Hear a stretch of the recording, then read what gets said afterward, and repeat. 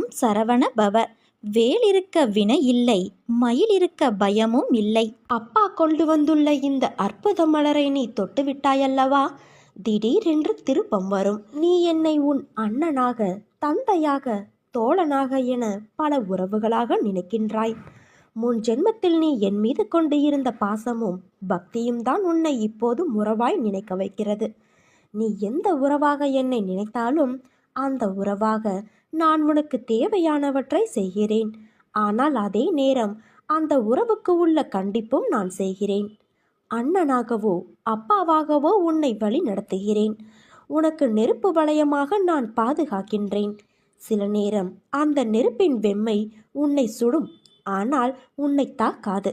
சுடுகிறதே என்று தாண்டி வெளியில் சென்றால் நெருப்பினால் உள்ளே வர முடியாத ஆபத்துக்கள் நீ வெளியே சென்றால் உன்னை தாக்கும். அதனால் சில துன்பங்களை சில காலம் மட்டும் பொறுத்திரு. உனக்கு குளிர்ச்சியை நான் தருவேன். உன் உள்ளமும் குளிரும். இந்த உலகில் எதுவுமே நிரந்தரமில்லை.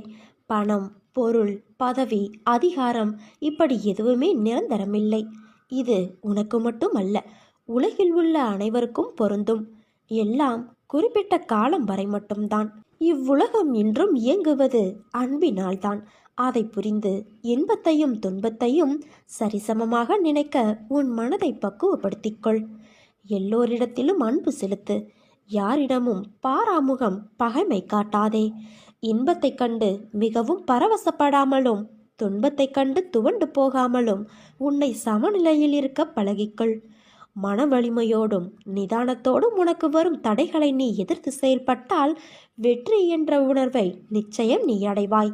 உனக்கு வரும் கஷ்டமான காலத்திலும் உன் தோல்விகளிலும் நீ மனம் தளராது செயல்பட்டால் எல்லாம் வெற்றியே.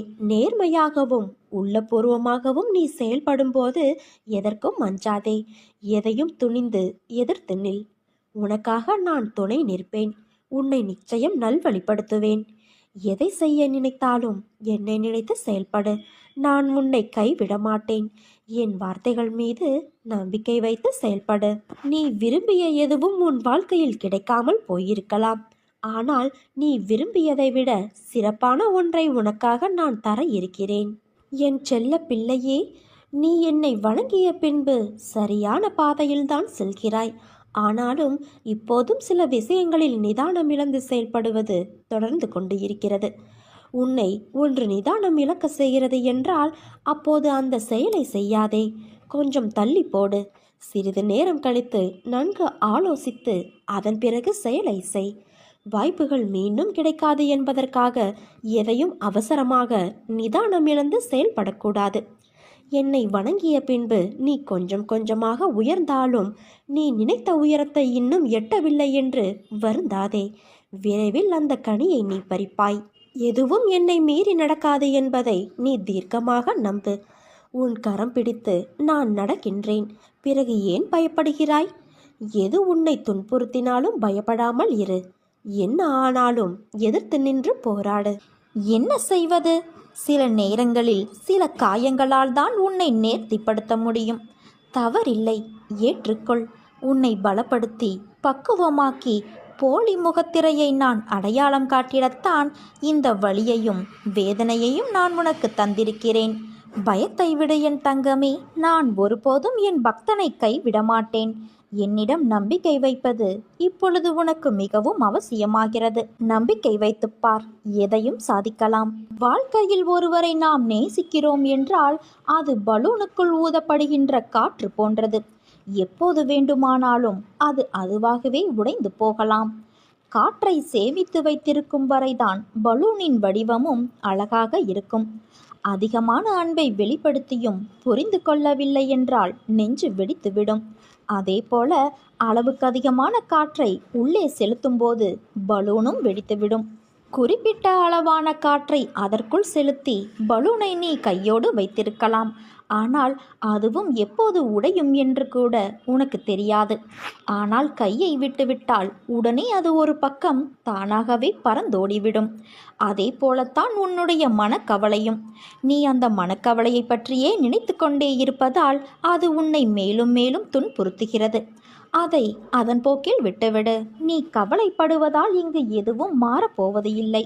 அதை மட்டும் நன்றாக மனதில் பதிய வைத்துக்கொள். உனது பிரச்சனைகள் என்னவானால் என்ன? நீ அனைத்தையும் கடந்து போகத்தான் பிறந்திருக்கின்றாய். கஷ்டப்பட்டாலும் சுகத்தை அனுபவித்தாலும் அது கருமவினை பலன் என்பதை உன் அன்னையான நான் காட்டுவேன். எதை பற்றியும் நான் கவலைப்பட மாட்டேன் என்பதை தீர்மானமாக வைத்துக்கொள். இனி எப்படி இருக்கப் போகிறாய் என்பதை பற்றி சிந்தனை செய். உனது ஏமாற்றமான சூழ்நிலைகளை மாற்றும் வழிகள் என்ன, நடைமுறை சாத்தியங்கள் என்ன என்பது பற்றி உன் உள்ளத்தில் நான் பேசும்போது கவனி. நீ ஆன்மா, உனக்கு சுகமோ துக்கமோ கிடையாது. அவை இந்த உடலுக்கு உரியது என்றாலும் நான் இந்த உடலைத்தான் கோவிலாக வைத்து அதில் வசிக்கின்றேன். இன்று முதல் இந்த உடம்பு சார்ந்த விஷயத்தில் கவனம் செலுத்துவேன். உன் கஷ்டங்களுக்கு நான் முடிவு கட்டுவேன். இனி இஷ்டப்படியெல்லாம் நடக்கும் என்று நீ நம்பிக்கையோடும் பொறுமையோடும் சகிப்புத்தன்மையோடும் சுறுசுறுப்பான மனதோடும் இப்படித்தான் இருக்க வேண்டும் என தீர்மானம் செய். அந்த தீர்மானத்தை உன் அன்னையான நான் வழிமொழிகிறேன். உன்னை வெற்றியின் பாதைக்கு கைப்பிடித்து நான் அழைத்து செல்கிறேன் என் தங்கமே. நீ நம்பிக்கையோடு இருக்க வேண்டும். உன் வாழ்க்கையில் நடக்கின்ற எல்லாம் உனக்கு வலிமிக்கதா இருக்கிறது என்று அழாதே. வாழ்க்கையில் எனக்கு அழுகையும் வலியும் தருகின்ற உறவுகளாய்த்தான் எல்லோரும் இருக்கிறார்கள். எங்கும் என் மனதையும் என்னையும் புரிந்து என்னை நேசிப்பவர்கள் யாரும் இல்லை என்று வாழ்க்கையை வெறுத்து இருக்கிறாய். நீ நினைக்கும் எல்லாம் உன்னை வந்து சேரும் நேரம் வந்து விட்டது. நிச்சயம் கூடிய விரைவில் அது உன் கையில் கிடைக்கும். நீ எதிர்பார்க்காதவாறு உன் எதிர்காலம் வசந்தமாய் அமைய எல்லா சந்தோஷங்களையும் நீ பார்க்கும்படி செய்வேன். உனக்கான இலக்கை நோக்கி நீ போய்கொண்டே இரு. உனக்கு துணையாக உன் அன்னை மீனாட்சி தாயான நான் இருப்பேன்.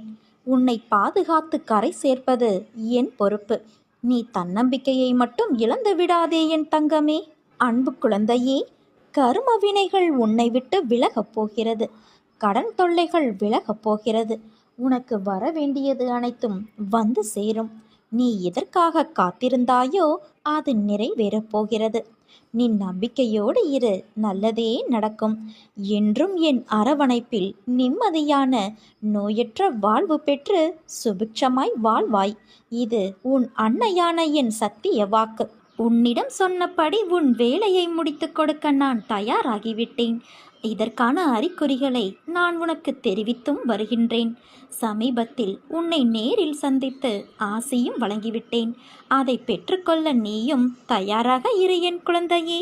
எதிலும் வெற்றியடைய வேண்டும். பிரச்சனை அனைத்திற்கும் தீர்வு காண வேண்டும். எல்லாம் சுபமாக முடிய வேண்டும் என்ற எண்ணத்தில் இருக்கிற நீ என் திருவாய்மொழியை கவனித்துப்பார். எதையும் கணக்கு போட்டு செய்வதை விட கடவுளிடம் ஒப்படைத்து செயலில் ஈடுபடுவது மிகவும் நல்லது. ஏனென்றால் விழுந்து விழுந்து புரண்டாலும் ஒட்டுகிற மண்தான் ஒட்டும் என்ற பழமொழிக்கு ஏற்ப எவ்வளவு முயற்சித்தாலும் பலன் என்னவோ என்னிடம் மட்டுமே இருக்கிறது. உன் ஒருவனுக்காக நான் தினமும் பாடுபட்டு கொண்டு இருக்கிறேன். உன் துயரங்களை போக்குவதற்கும் உனது கர்ம பலன்களிலிருந்து உன்னை விடுவிக்கவும் இன்றும் நான் உனக்காக பாடுபடுகிறேன். உன் பாரங்கள் அத்தனையும் நான் சுமந்து கொண்டு இருக்கிறேன்.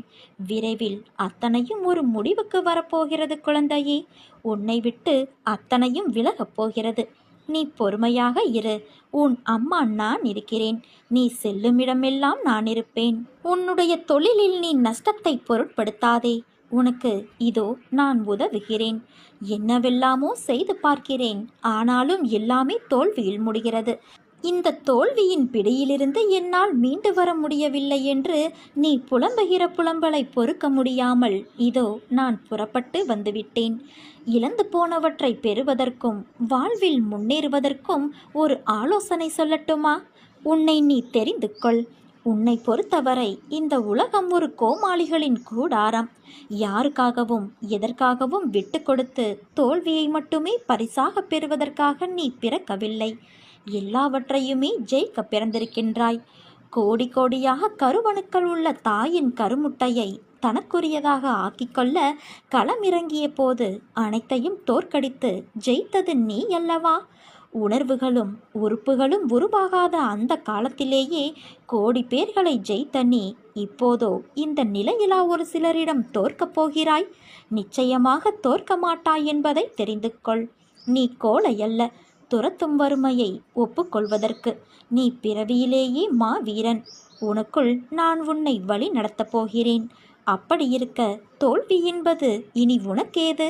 வா, என் ஆலயத்திற்கு வந்து மனதார என்னிடம் பேசி என்னை உன்னோடு கூட்டிச் செல். உனக்காக உன் அன்னையான நான் காத்திருக்கின்றேன். சோதனைகளின் பலனாக கிடைத்த அடக்கமும் பணிவும் அதிகமாகின்றன. சோதிக்கப்பட்ட மனிதன் பலருடைய மரியாதைக்கும் உரியவனாகிறான். அதனால்தான் நல்லவனை மிக நல்லவனாக்குவதற்கு வேதனைகளையும் சோதனைகளையும் இறைவன் தொடர்ந்து வழங்குகிறான். எத்தனை கஷ்டங்கள் வந்தாலும் இறைவனுக்கு நன்றி சொல்வதை மட்டும் மறக்காதே, நிறுத்தாதே. உன்னை பக்குவப்படுத்துவதற்கே கஷ்டங்கள் வந்துள்ளன. இறைவன் திருவடியை இறுக பற்றிக்கொள். துன்பங்கள் அனைத்தும் பனி போல விலகும். என் ஆசையை நீ பெற்றுக்கொள் என் குழந்தையே. வாழ்க்கையில் ஒவ்வொரு தருணங்களும் உனக்கான என்ன என்பதை ஏற்கனவே நிர்ணயிக்கப்பட்டது. அதில் இன்பமும் துன்பமும் என இரு சாயல்கள் உள்ளது. இரண்டுக்கும் ஒரே முகம்தான். இன்பத்தில் சிரிப்பும் துன்பத்தில் கஷ்டமும் தெரிகிறது. இரண்டையும் சமமாய் எடுத்துக்கொள்ளும் பக்குவம் உன்னிடத்தில் வந்தால்தான் உன் வாழ்க்கையின் நீண்ட பயணத்தில் மனம் தளராது உன்னால் பயணிக்க முடியும். ஒரு மரத்தில் பழம் என்பது நேரடியாக வருவது இல்லை. முதலில் மொட்டு, பிறகு பூத்து, காயாய் காய்த்து பழமாக பழுக்குகின்றது. ஒரு பழம் என்ற முழு வடிவில் பெறவே அதற்கு இத்தனை பருவங்கள் தாண்டி பயணித்து வர வேண்டியதாய் உள்ளது. அப்படி இருக்கையில் மனிதனாய் பிறந்ததற்கு நீ எவ்வளவு புண்ணியம் செய்தாயோ?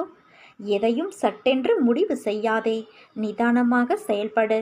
பிறகு எந்த முடிவையும் எடு. உனக்கான நல்லதை மட்டுமே உன் அன்னையான நான் செய்வேன். உன் பக்கத்தில் எப்போதும் நான் இருப்பேன். என் பரிபூரண அருளும் ஆசீர்வாதமும் அன்பும் எப்போதும் உனக்கு உண்டு என் குழந்தையே. உனக்கு தேவை மன உறுதி. நீ எண்ணியது நிறைவேறாவிட்டால் மனம் ஒடிந்து போய்விடாதே. ஒருவேளை நம் ஆசை தவறானதாக கூட இருக்கலாம். அது கடவுளுக்கு விருப்பமானதாக இல்லாமல் போனாலும் அது நிறைவேறுவது இல்லை. இதயத்திலிருந்து 2 எண்ணங்களை அகற்றிவிடு. நமக்கு பிறர் செய்த தீமைகளை மறந்து விடுவதோடு மன்னிக்கவும் வேண்டும். மற்றொன்று, நாம் பிறருக்கு செய்த நன்மைகளை மறந்து விட வேண்டும். ஆசைகளை வளர்த்து கொண்டே போவதால் நிம்மதியை இழந்து போகின்றோம். வாழ்க்கை பயணத்தில் ரயில் பயணம் போல சுமைகளை குறைத்து கொண்டால் நிறைவான சுகத்தை பெற்று மகிழலாம். குற்றம் குறை இல்லாத பொருள் இல்லை. துன்பக்கலப்பு இல்லாத இன்பம் இல்லை. அகம்பாவ சுவடற்ற செயல் இல்லை. அதனால் தூய உள்ளத்தோடு பற்றற்ற தன்மையை வளர்த்துக்கொள். அதுவே துன்பத்தை போக்கும் வழி. வாழ்வில் தடைகள் ஏற்படும் போதுதான் நமக்கு அதிகப்படியான தைரியம் தேவைப்படுகிறது. மன உறுதி உள்ளவர்கள் எந்த தடையையும் தாண்டி சாதனை புரிகிறார்கள். வாழ்க்கையில் எந்த ஒரு செயலையும் கடமைக்காக செய்தால் வெற்றி நம்மை விட்டு விலகி நிற்கும். அதனால் விடாமுயற்சி என்னும் வாகனம் ஏறி உழைப்பு என்னும் ஓட்டுநரின் துணையோடு தன்னம்பிக்கையோடு பொறுப்புகளை சுமந்து தன்னிறைவு காண்பதே நம் பயண இலக்கு. தோற்றுப்போ, துவண்டு போ, ஆனால் உள்ளே எரியும் நெருப்பை மட்டும் வெற்றியடையும் வரை அணைத்து விடாதே. மலையை பார்த்து மலைத்து விடாதே குழந்தையே. மலை மீது ஏறினால் அதுவும் உன் காலடியில் இருக்கும். பயம் என்னும் கடலில் மூழ்கி கிடக்காமல் அதில் எழும் நுரையாய் எழுந்து கரையை தொடு. உன் வெற்றி நிச்சயம்.